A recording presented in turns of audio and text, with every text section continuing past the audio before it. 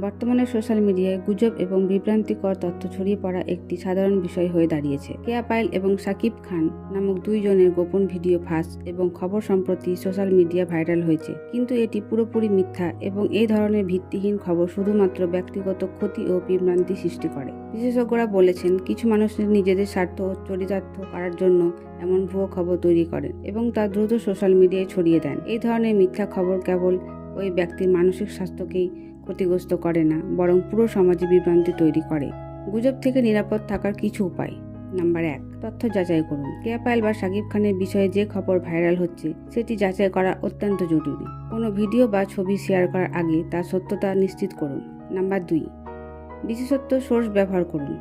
খবর বা video share করার আগে প্রতিষ্ঠিত সংবাদ মাধ্যমে যাচাই করুন। সামাজিক যোগাযোগের মাধ্যমে অপ্রমাণিত তথ্যের ওপর ভিত্তি না করে সিদ্ধান্ত নেওয়া উচিত নয়।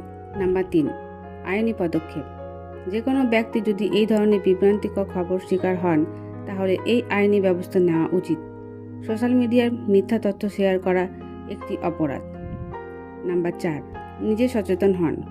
আপনার সামাজিক দায়িত্ব হতে হবে।